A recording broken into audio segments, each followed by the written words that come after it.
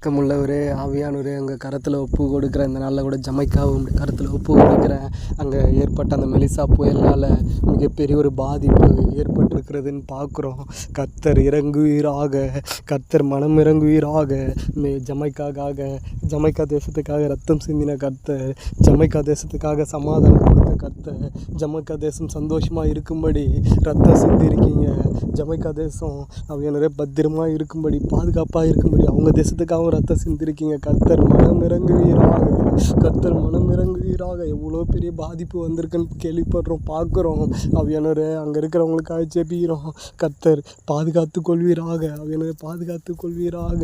அவையானவரே, அந்த சேதங்கள் சீக்கிரத்தில் சரியாக கர்த்தர் கிருபை தருவீராக. விசேஷமாக அங்கே இருக்கிறவங்க சமாதானத்தோடு வாழ, இந்த பதட்டமான சூழ்நிலையிலையும் அவையானவரே, இந்த பதட்டமான சூழ்நிலையை உங்களால் மாத்திரம் மாற்ற முடியும். இந்த சூழ்நிலையில் சந்தோஷத்தை சமாதானத்தை கொடுக்க உங்களால் மாத்திரம் தான் முடியும்.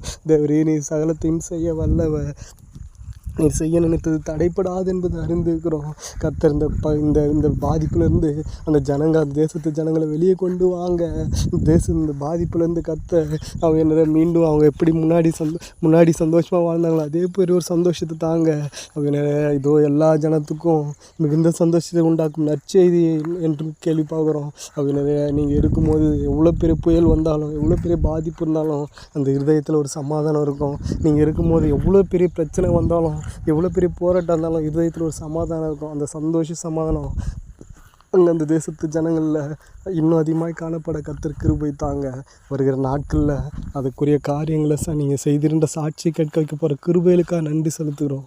இயேசு கிறிஸ்து நாமத்தினாலே பிதாவே, ஆமென், ஆமென், ஆமென்.